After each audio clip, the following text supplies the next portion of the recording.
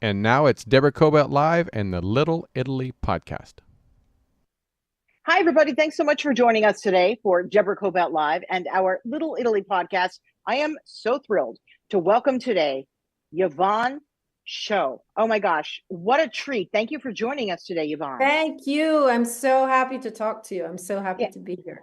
And you're streaming live from Italy, so I'm Can you glad we're able to imagine? make this. And it's amazing. But let me It's introduce. incredible. Isn't technology incredible? No, it's really easy. It's like as long as we get our hours straight, I'm like, okay, Yes. wait a minute. Is she 8 hours ahead, 9 hours ahead? Let's figure that out. So we got it. Anyway, Yvonne is the writer, the director, and the producer of an amazing documentary called Womeness. And it was recently screened at the Italian Cultural Institute in Los Angeles. I absolutely had to have her on after seeing this incredible film. Yvonne's also an actress. She's been in so many TV shows and films. And one of my favorites that she's been in is The Nanny. I love The Nanny. I watch The Nanny still. I watch it at night. If I'm in a mood, I'll put on The Nanny and it'll make me laugh. I just love it. Doesn't it put you in a good mood? It really puts you in a good mood. Well, like Fran is amazing. And I know she's like your best friend. So we'll talk about that too. And you're also an incredible women's advocate. So I'm so honored to have you here. Thank you again. Thank you again. Thank you. And Fran, remember, she was at the premiere in LA. And so it was so good to have her there with Peter and all her friends that are my friends for so many years. It was so great. I was so happy. Well, she's about that. She's all about women and promoting women. I really respect her. It was great to see her there. And in a minute, we'll talk a little bit about her and your friendship, how that developed. But I really want to start with Womeness. It's the story of 5 women. And talk to me about how this even happened. Well, I had finished 7 women. I had done first Roxanne Lowe at Magic Moments, who was an American photographer from like Andy Warhol, Basquiat, then the fashion world. And then that was my first film that I presented in Venice during the Venice Film Festival. And then my second film was 7 women. Fran was there, Susan Barsh, Beth Ann Hardison, Patricia Fields, Rula Gibrale, Rosita Missoni. And I was coming from that, and everyone in Italy keeps saying, they're so American. I said, well, they're American women. Yes, of course. I was like, oh, but it's so American. I said, so they keep saying to me, you really should tell, you're so good with women and telling stories, and you're so particular in the way that you do it. You really should tell stories about Italian women. I'm like, yeah, of course I would. Of course I would. But I wanted to show women that had really done something in this country, who had really changed laws for women, who had really, in those years, I mean, I was very young, but I had always heard stories and I would always run into them. Like I would ride my bicycle when I was like 14, 15, and I would see Emma Bonino. Emma Bonino in the 70s, she went to jail, she changed laws for women, she had an abortion, and she really made a huge difference for this country. And so did Dasha Maraini, all in a different way. So I said that would be really interesting for me, that I'm a different generation, to tell their story, to show the younger generation and mix them with international women. So I'm American. I was born in America, but I'm half and half. I'm like Italian American. So I always have my eye a bit towards America, but also my heart is in Italy. So it's like a mixture. So I like to mix stories of different women. And I have a Japanese woman who is Setsuko Kozlowski de Rola, that she was the wife of Balthus. Balthus was the biggest painter of the century. And she had lived in Rome, and she is against feminism. So I thought that was very interesting to have a different perspective, than them, that they were so hands-on. And then I have an Iranian woman who's not Italian, and she's a feminist, but she ran away from her country after the Shah, and she lived in New York, so she feels like she's from America. So there's all that America side, because she has a political asylum, so she's been living in New York forever. And then I have another Italian artist who is a feminist, but used her body. She's like 94. She's an amazing Italian artist.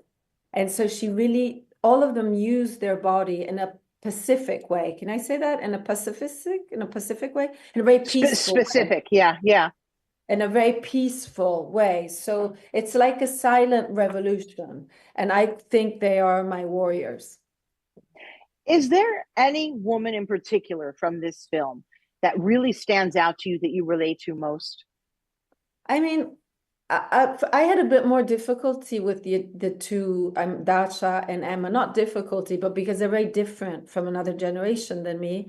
And also they knew a different Italy than I knew. And also it's just, it was a different world. So I had a bit more difficulty relating to them because they're into politics. I'm not a politician. I don't do politics. Dasha Maraini is one of the biggest Italian writers, and absolute, I mean, she's incredible. She's won so many prizes. Strega, I think she was up for the Nobel Prize. I mean, she's a genius. So I was a bit afraid at the beginning, and then before I got to film them, I saw their humanity and their love towards what their beliefs. So I could relate to that. But obviously, I related more to, not because of the mentality, because she's not a feminist, but that I knew her a bit better is Setsuko. Setsuko, I was friends with the daughter. We used to live I used to live in West Hollywood in LA. And she used to come to my house wearing her pajamas, and we would get into bed, like watch movies and eat Not popcorn. fun. And so I knew the mother. I would go and stay. I would be her guest in her house. She had this castle in Switzerland that's amazing. So I was there with Mark Forster, the director who won Monsters Ball, with Halle Berry. There was like Bono was there. They have this incredible range of artists and incredible people. So it was just, I could relate a bit more, but not really, because she's a Japanese woman, and not because she isn't a feminist, but she's very strong. She's very like, she only wears a kimono, and she's lived in the snow. It's snowing, and she's wearing a Yeah. kimono. Like, aren't you cold? I'm like, aren't you cold? I'm like freezing. She only wears kimonos, and she wears these boots, or like the Japanese shoes. So, so it's very interesting. So she is an incredible woman. So I knew her better, and I knew Suzanne better, because Suzanne was the wife of one of my closest friends who I used to hang out in LA, an incredible musician, Richard Horowitz, who won the Golden Globe for Bernardo Bertolucci's movie, The Sheltering Sky. That was he used to work with Paul Bowles and Sakamoto, and it was like, he was an amazing intellectual man, a genius. So I knew more the artistic side. So it all compensated, and each one of them in a different way. Yeah. So many places around the world, when people hear the word feminist, they're like, oh no. What? Right? Exactly. It's like this. Give me a break, right? What to you is a feminist, and how is it different around the world? Let's face it, it is, depending upon where you go. Many countries, you can't even use that word. You can't even speak anyway. But talk to me about it. No, What is that word to you? It's interesting, being grown up in Italy, and being, my mother's American, she's an artist, she's a painter, so we're very open-minded, and being in Italy, pretty woman, you're like, they would always say to me, I even remember a few years ago, it was like 2 or 3 years ago, this older man, he says to me, looks at me, he's like, oh, well, you're famous, and I'm not, you don't work anymore, I suppose, you're a pretty woman, you should be married. And I was like, ugh. I was eating chicken. I said I was about to choke, and then I was like, oh, so, but it really depends, because this country has changed. But there is being a woman, it's much harder to be respected. I'm respected now. This is my third film. My films do quite well. I do small documentaries, they're independent, but I sell them like on 87 or 94 countries all around the world. I sell them on Netflix in Greece, France, Germany, Holland, Bulgaria. I sell them in places that I would even know I've never been in my life. And I see when I get, when they send me, oh, it was there, Croatia, so many places. I don't sell in America. I haven't, I mean, I hope I will. I haven't sold in India. and oh, in England. Those are basically, but they, you know, as a woman, you know, now on my third film, now I get offers. Now I'm much more respected than before. And it's really interesting. If a man did what I did, Yeah. it would have been different. And I'm like, why? You know, they kind of look at my outfit or something, you know, it's like, hello, you know, it really should be only your work. But it's not always true because I work with Sky Arte, and the head of Sky Arte like always says to me when he presents me, he says, Yvonne talks, you don't understand what she's talking about and who she's talking about. She talks about these women. You're like, who are these women? And then I see her films and they're like, wow, they're incredible. So with not that much money and lots of fantasy. So there you go. Yeah. How do you see feminism changing? Because in some places it's going backwards. And I think, oh my Well, gosh, like it's always a struggle. And I wonder, is that always going to be that way, you know, in decades to come, in centuries to come? Is it always going to be the struggle of, oh, here we go again, a man is going to control our narrative? Films like yours really help get the okay. word out. It does, but I'm the kind of person who's receptive to that film, right? It's like we have to Yeah, get a not film like everybody yours. is. Yeah. So what do we do to keep going forward, in your opinion? You know, I think the first thing, the most important thing for me, at least, I mean, I can only talk for myself, is to talk about it. I mean, one of the reasons why I also chose Suzanne Dahim in the film, because Suzanne, she was living in Iran in the Yeah. 70s. When Emma Bonino and Dacia Maraini and Tommaso Binga were changing laws for Italy and changing the laws, Iran was a very liberal country. It was very avant-garde. They had Bejar, they had Persepolis, they had incredible, I mean, it was totally, totally out there. Um, they were exactly the opposite was happening. They were changing the laws. Instead, in Iran, they were crushing them. The women, you see pictures. I would go through these archives of pictures. You see these gorgeous women, gorgeous with no veil, mini skirts, and you think, Yeah. man, are you insane? Like you see Yeah. them now, they barely, you know, it's incredible. If they have a veil that goes off, they chop off their head. It's crazy, not only for women, but also for men. So that also was a perspective. That's one of the reasons why I chose her, because I wanted to show like two, you know, women in different places during the same years, what one had lived in one way to change and one was getting repressed, had to run away. So that's what I also was one of the reasons.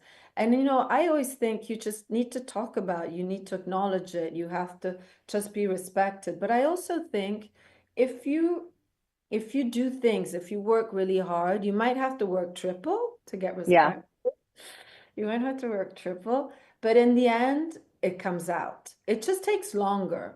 But Yeah. I firmly believe, I mean, I work really hard and I firmly believe that on the long run, they'll realize. So I don't know, maybe they never will, but at least I hope. The number of female directors is pretty small. I think anywhere from 2%, 5%. I'm not exactly sure. You might know better than I. How can we change that as well? And also funding for films. I'm told, you know, it's harder for a woman. Although, as you said, you just have to work 2 or 3 times harder. Yeah, you I just, think what, yeah, I think one of the answers is to be the person who's, involved in financing films. You know, get on that side as well. You know, what do you think? Because you're there closer to it I than I thought am. in America, I mean, you know, they say I do bandi. I don't know how to say this, you know, to try to get money funding. So, you know, and there are things that you get like 3 points. So, you know, if you're a woman, you get more points, but that doesn't mean that you'll get it, but at least you Right. can try. I mean, I think there is an awareness in the last few years, the last 10 years that there wasn't before. I think that many things have changed because of Me Too. And I mean, I think there is an awareness. Yeah. So people are much more aware on women's opinion, on, you know, and I think, but I also thought in America, because America, everything happens before in America and then it happens after a few years over here. So I always thought in America, they had much more women that were directors, producers. I see these really incredible women that are in power. That's what I thought. Yeah, That's not well, this. it's growing. It's growing. So Yeah, that's the that's good what I news. thought. And we have to support one another. I mean, I know that you're friendly with Fran Drescher. In fact, I Yes, think she's your best friend. And I I believe you got adore to her. know her. I know she's amazing because I want to talk about her in a minute, because she supports women financially. And by that, I mean she invests in women's projects, right? Oh, that Um, I don't know, but she's really done a lot. I mean, yeah, I can only talk for me. yeah, Um, she's always like said things to me that have resonated in my head, like, "Oh, sweetie, if I didn't do it myself, who else was gonna do it?" yeah. She would say things. She was always so, and for me as a woman in Italy, I don't run into women. I run into strong women, but or they're in politics, or they're not in an artistic way. So Interesting. I was very interested in how she changed her life and how she transformed her life, and also the relationship with her husband, that it's about love. It's not about possession, holding on to somebody, but it's about loving them beyond whatever they are. And it's so refreshing. And I think if you're real, and I think if you're open, sometimes she was saying, "Oh, don't be so Italian," because oh, I was like, "Oh, well, and she's like, "Oh, sweetie, you need to," so chill, so, it's okay. I would be like, no, You, it's very interesting how you, as a woman, you can evolve, where yeah, she started off, and, the first films, and, how she learned from experiences and meeting people and learning and changing her points of view, and, studying. It's not, I mean, it's great to go to university, but, it's a huge expense to go to an incredible university. So also life, I mean, for me, my life was my university. And from yeah. people that I encountered, and things they taught me, and how can change also my perspective. If you're born in a way, or if you've grown up in a way, it's also interesting to see somebody that's completely different, from whom you can learn about. And That's from her, I actually really did learn a lot. That's very interesting because you met on the set of The Nanny. Like, explain that to our audience. And how did you meet? But also, how did you develop a friendship that's here and super strong to this very day? And you were I in two know. episodes, I believe, right? Two Yeah, I did episodes. 2 episodes, and then you see in America sometimes you say, "Oh, we're friends, we're best friends," and you know each other for like a week. And for Italy, we're very different. I We know. know each other from like our mothers, our grandmothers, our grandmothers, grandmothers. It's very like we're very good friends. It's Yeah. very different. It's like, yeah, we know each other, but it doesn't mean. Instead, in America, sometimes that gets confused. Instead, I have to say with Fran, um, it's been different. It's a real friendship. It's different. It's like a family. I know her mother, the cousin, that died, unfortunately. It's just been throughout the years. It's always been, she's lovely to my daughter.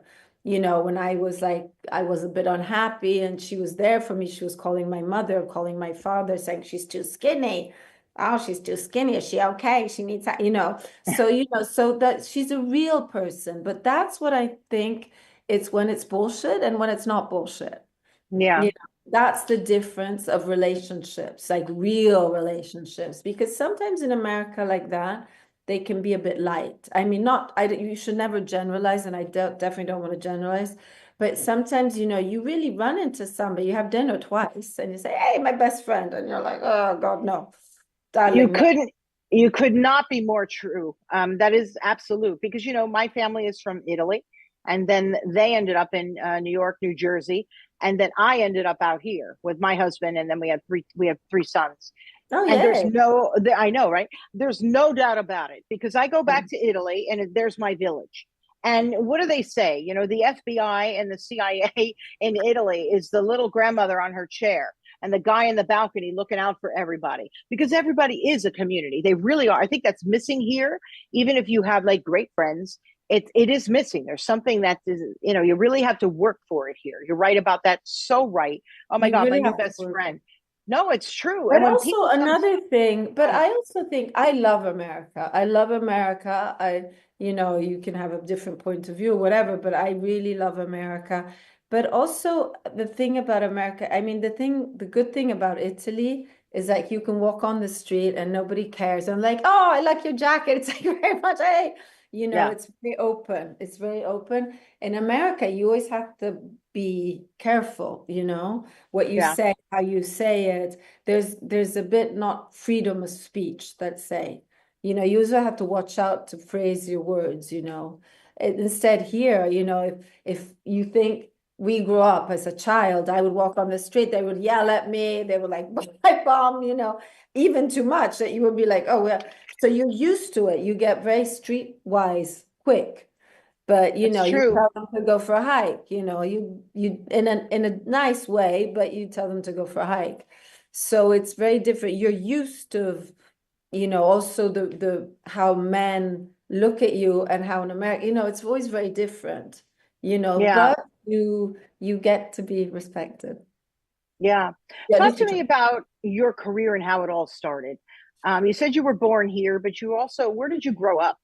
I was 1 years old and I came to Rome Mm. because my mother, she loved Italy. She loved the beauty of Italy. She had the Italian dream, and obviously then she stayed and she never left. And so I really grew up through my grandparents lived in America. They would come and visit, and my mother would work for Town and Country, and she would work with Slim Aarons, the photographer, he was an incredible photographer, one of the biggest American photographers, and she used to be his model, and she used to write his articles for Town and Country. So I have all these like incredible pictures that if I move, I can't. But so she really came to Italy for that. So I'm not like the typical Italian. I mean, my mentality is very American for certain things. And then because she was a writer and because she was a journalist, she would drag me along. And so they would see me and say, oh, this cute little cute, I was like 5 years old. And so I started modeling when I was 5. I did campaigns. I would do kids' runways. I would do Capucci perfumes. I would do The Daughter, or I would do TV shows. And then I started doing commercials when I think I was like 10, 11. And then became very famous in Italy for a commercial that went on until like a few years ago. Can you imagine? It's like 120 years of a telephone company. And so I became very, very famous for that. And I was living in Rome with the nuns, and so Catholic. And they were like, no, ready to be on television. It was like if you were doing something else. And so then they started calling me for films and I would audition, but I had to go to school. I had to finish school. So the last year of school, I would go to school during the day. In the afternoon, I would shoot. I would do movies, but I was doing a TV series for Italy. And then I did a big film with Ornella Muti, and a very big Italian director. And then I did a TV show that was very, very popular in Italy. And then I wanted to go to America. I said, Yeah, I'm young. If I want to be an actress, I need to go to America. That's where everything happens. And they yeah, all thought it was crazy. And I said, no, this is in America is where everything happens. Italy is great, but I can always come back to Italy. Italy is my country. I'm known in Italy, so I can always come back. And they're like, they'll forget you. I said, no, they won't. So I went to America. I started again, and I did good movies. I did horrible movies. I did sitcoms. I did Boy Meets World. I did La Femme Nikita. I did tons of stuff. But I auditioned for Stanley Kubrick in my bathing suit and heels, I remember, in the Valley, for Eyes Wide Shut for one of the prostitutes. I was so embarrassed. I was like, but he wasn't there. He was in London. They gave me a script. So I did that twice. I remember, I did tons of, movies that, and back then there wasn't Google Map. I would get lost. I would get so scared. I would be like, driving my inky dinky little car that I bought from a Mexican guy at $1,000 from a restaurant, and it had no brakes. So I was terrorized. But you see, life brings me all these experiences. If I hadn't moved to America and I hadn't met Fran, I hadn't met my photographer, I hadn't met David LaChapelle, or I hadn't met all these people, I couldn't tell the stories that I'm telling today Yeah. if they just stayed in Italy. So I think we're so lucky as women, as human beings, to have the chance to travel, to see, to live, to love, to be open towards world, the life and world. You know, writing, directing, producing, it's a time drain, right? It's a Yes. love, right? It's a love in your heart, but it Oh, takes a lot yes. of time. Do you want to act? You want to continue acting as well? Like, do you have something on a bucket list? Like, oh wow, would I love to do a film Yeah. with that guy? Like, what is I it? would I would love, but life, you can't do everything. I would love, I don't have an agent in LA anymore. I would love to have somebody, but it's just hard to like produce and direct and sell the films. Now I'm selling the film in God. different markets and to follow everything. And the problem is that they want to talk to me. So I'm like, okay, the poster of the film is going to be a mouth. So I'm like drawing the mouth. I said it needs to be like this. So I'm very hands-on. So I'm very hands-on because I like to do it how I like to do it. And because they don't understand what I'm talking about, because they're like, who's this Japanese woman? Who's this, Iranian woman? Who are these people? So it takes a bit more. So I don't have that much time. Yeah, There's some things that you have to give up. I mean, I would love to I would love to go to the gym. I have never had time to go to the gym. And also I I'm don't ex either. I I don't would either. love to go to the gym. It's like getting to be a problem. You know what I mean? Because the more I work, because I do, I do research on my people, right? I don't just toss people on my show. It takes a lot of work. And when I do that, I end up not going to the gym.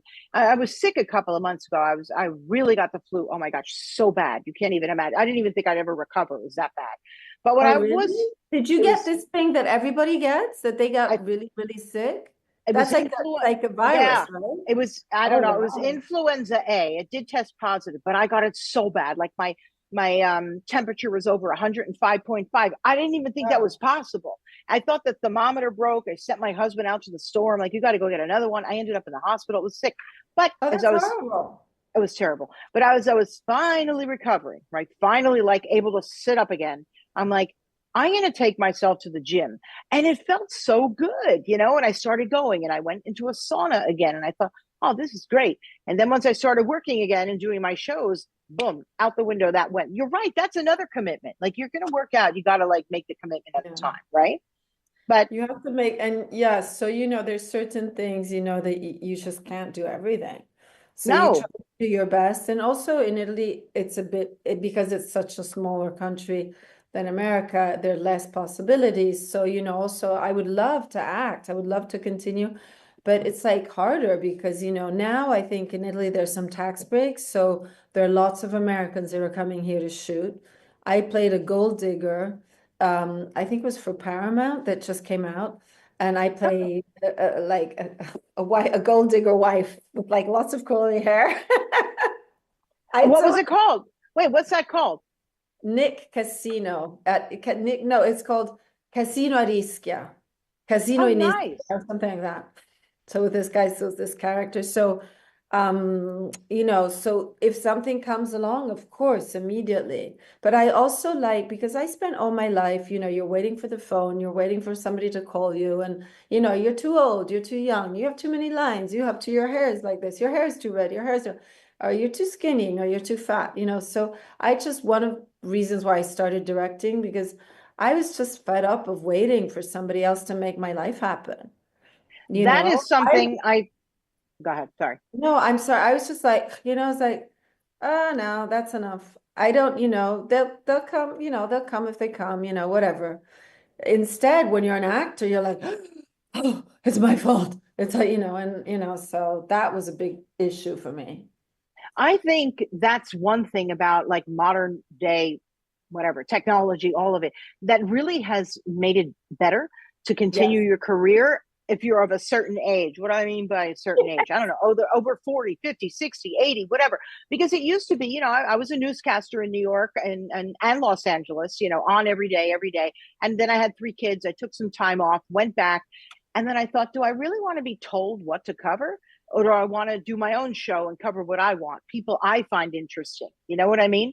And Yeah. because you could do something online and get sponsors and make money, it's very freeing, I think. Whereas back in the day, they might say, I remember once Cindy Crawford, the model, Yeah, of said course. at the age 30, Everybody. they said to her, "You're 30 now. What are you going to do?" I mean, could you imagine? Like that Oh 30 yeah, is now young, and I think it's because like we have turned around that narrative. Women have turned that around. We're like, yes. I don't think so. And to your point, where you just keep going little by little, you could see those changes happening. You know what I mean? I'm a big fan of what's her name, Iris Appel. Do you know who I'm Oh talking about? yes, That of course. She just I mean, died. I she saw her did, in she Palm did. Beach a few times. Yeah, I wanted to interview love her. I her. loved her. I Love swear. her. Yeah, I loved her. And But also for being so out there. yep, So, to be what you want to be. And she was like, whoa, over the top. I mean, you could see her walking from a distance. She was great. she You know, remains my inspiration, even though she sadly has passed. But she didn't really give a shit what she people didn't give thought. a shit. Right there you go. We're on a podcast. We can curse, but she didn't. She wore what she wanted. She said what she wanted, and how old was she when she passed away?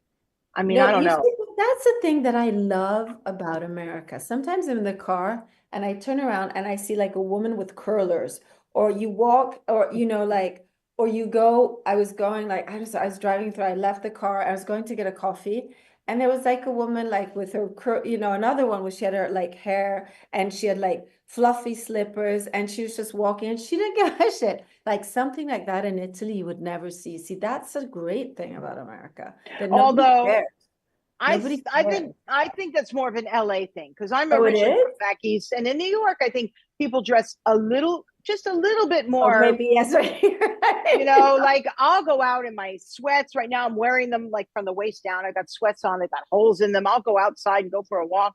And I'm thinking, would I have done that in Manhattan? I don't know. Maybe I would have. I don't know. But every time I go back, I think, No, oh, yeah, you're people right, are a you're right.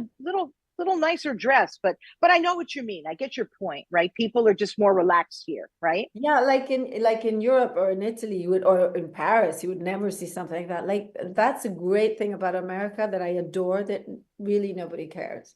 Yeah. That I remember the first time I wore sneakers and I had a fitting with Ungaro in Paris I had to go to Oh, Cannes.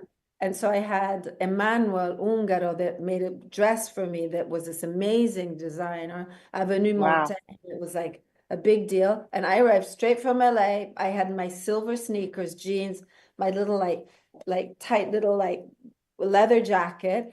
And the Yeah. French woman at the reception, she she sent me in the thing with the maids, in the kitchen to get Oh me up. no. It's like, I oh, know. these tacky Americans. I was like, what did you say? And moi je parle français comme une française. I did 10 French films, so I speak really good French. But she didn't realize I spoke really good French. And this woman, she was insulting me. I don't know why, but I think Uh, that was just like an attitude. And French, I adore French people. They're the most beautiful, elegant French women are so gorgeous. So yeah. so gorgeous. And, I always say, make me French because, they always have that, they know that everything is perfect. Always have a scarf. They always have a scarf. It could be, Yeah, and that's I do me. too. They always have a I, scarf. it could be Does it a rain? small. No, I just think Like to put I it always, like, yeah, you could put it over your head. You could cover your neck because a lot of times I get cold like right here. So I also always have a scarf. But French women just seem to know how to wear that scarf even better. wear that Like scarf. just put it in. You know what I mean? Like Fran Um, loves Paris. Fran adores Paris. oh, good. Next time you guys go, you can invite me. That would be Yeah, fun. okay. Okay. How many languages do you speak? I read So that you I speak. speak, Yeah. moi je parle française comme une française, because I have a French name. I have like a French name from the 40s. Yvonne de Gaulle, Yvonne de Carlo, Yvonne, it's like an old French name. La tante Yvonne. So I speak French, parlo l'italiano perché sono italiana. And I love to do accents. I do all the slangs. I love to do that. I speak English, Spanish, hablo español, porque me encanta el español. I did a Spanish movie, and that's it, and English, that's it. 4. Yeah. That's a lot because, as you probably know, in America, most people just speak English. maybe Spanish, but most people, I know, but I have an issue with that because when my three kids were going to school, I'm like, come on, we should be teaching them at least three languages before fifth grade, like something. I think that's very important because then you're a citizen of the world as Yeah. opposed to, getting out your Google Translate, which is what I always have to do. I'm not very proficient in any other language, even Italian, I'm not so terrific. But that's another thing about Europe and being educated in Europe. People there, students there have, I think, a more global outlook on things. Well, No? also you have to also think about the distances. Like I get on a plane Yeah. and in 20 or 2 hours I'm in Paris. I get on a Yeah. plane, I can be in Spain, I can be in Madrid, like 2 hours and a half. You can be in London. Hello, darling. We can be in London. Hello, right. So it's easier. America is such a big country. Yeah, And no, it also is. there's another thing. Like my mother's American and she's lived in France, she's lived in Italy. She talks pronto, buongiorno. She talks like that because you learn That's funny. language. And she's convinced she speaks really well. She's like, pronto, no, Yvonne, no che. And she's like very American. Speaking like, or she speaks bonjour, or like that in France, but convinced she speaks perfectly. And she's an amazing, incredible woman, but her languages are not her thing. But also it is because for your children, I think you should teach them when they're very young because the Absolutely. brain absorbs really easily and it's so much faster and easier to learn languages. I learned languages when I was very young. So they would just change, I live with the French nuns. So I didn't speak one word in like 6 months. I was speaking French. You just had to, you know, I would just cry my eyes out, and then eventually I'd start speaking. Yeah. So there. So I think that's also the thing, that it's just easier because to go from one place to another in America it takes so long. What's next for you, Yvonne? Like, Well, I know that now, it'd be great to get this film, Womeness, distributed here in America. that would I be think that would be incredible. great. I want my friends to see it. I want people to see it. So anything I can do to push it out, you let me know. Thank you. Right? That would be But amazing. And also, I'm trying also my first and my second, and also, I haven't sold them in America. And I don't know, I still have the American dream. I still have the thing that I would love my American photographer, Roxanne Lowe, that she's dead, unfortunately, to be seen in America. That's the only reason why I started doing this thing about documentaries and about storytellings, because she got sick, she got Parkinson's, and I couldn't believe that all her life she took pictures. And when you have Parkinson's, you can't I take know. pictures anymore because you can't keep the phone, you have the camera, not the phone, the camera straight, because your hands tremble. So her career was over. And I said, no, no, no, your career cannot end like this. Everybody needs to see that you can make pictures talk, that your pictures are alive, that your pictures are iconic. Your life is extraordinary. Like everybody's life is extraordinary, but your life, you have to tell people. And there was nothing on her because she would talk like that. Hey, Evo, what's happening? Oh, Evo? wow. So I said, I'll say, tell the story. I had no idea, but I knew how to tell her story. And so everybody was so surprised on that. So from then I just realized how much I love telling women's stories, how much Yeah. I enjoyed it. I always do it because as I said, I want my daughter to see. I grew up, my daughter without a father, so I really want her to see, that she can do anything she dreams. She can really make it happen. That's like for me the American dream. But I would still love my films to be seen. I'm very happy they're seen in Greece, France, all these countries.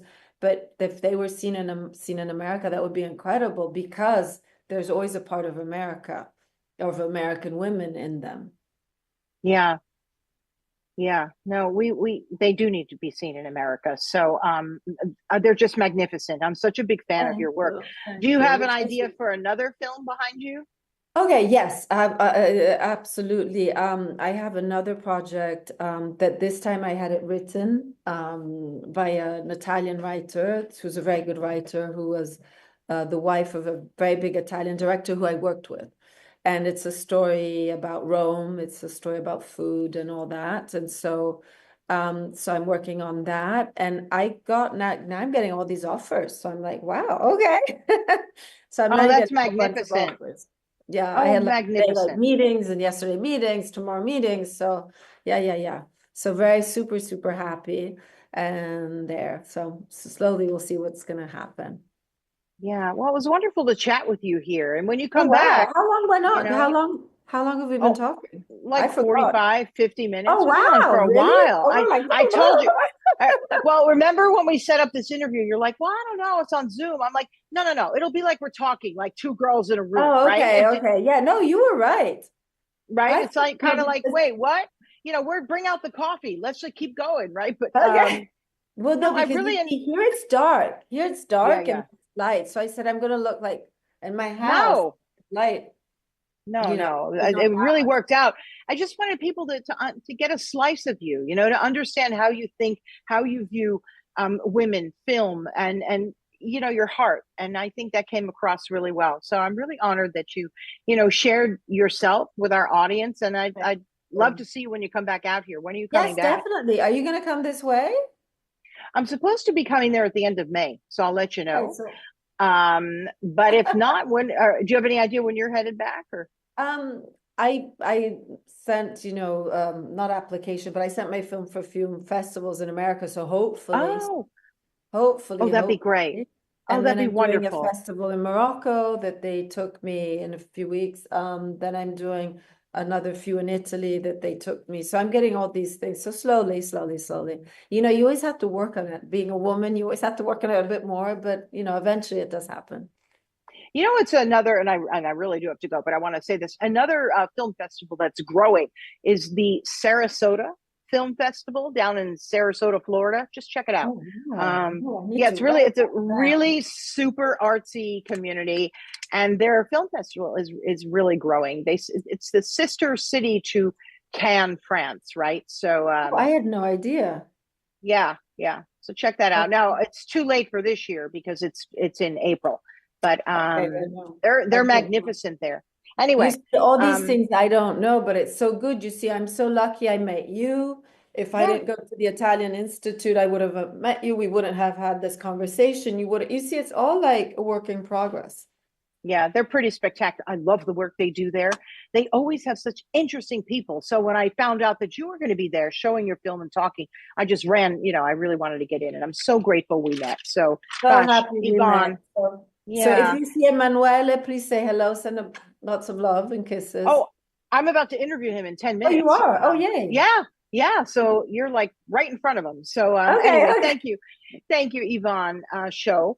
And people, if you want to learn more about her work, how can people reach out to you? They can reach out to me. Oh wow, that's a question. On Instagram, Yeah, on TikTok. I just signed up on TikTok, but I'm not used to this hater stuff. This can yeah. be with a hater. Instagram's easy. People just instant message on Instagram a lot. I like it. I Oh, think it's easy. People reach out to me all the time on Instagram, and you'd be surprised. Sometimes some pretty cool interviews have happened that way. oh So, wow, but that's good. That's good. yeah, Okay, there or else there's my website, there's an email. So yay. So I think that's the easiest way. so people Thank can you find you so and your much. work. Thank Thank you you so so much. much for your time. Of Thank you. course. Thank you. Big kiss. Big kiss back. And everybody, you can find our interview with Yvonne over on Deborah Cobalt Live and also our Little Italy podcast. We simulcast it. It's on YouTube, it's on Facebook. We're going to post some promos on Instagram in probably a week Yes. or two. And then after that, it's also an audio podcast. So you can get it on iHeartRadio, on Spotify. Just put in my name, Deborah Cobalt Live, and you'll find our interview right there. So I want to thank everybody for joining us. Tell your friends, and we'll see Thank you next you. time. Bye bye. Bye. Bye.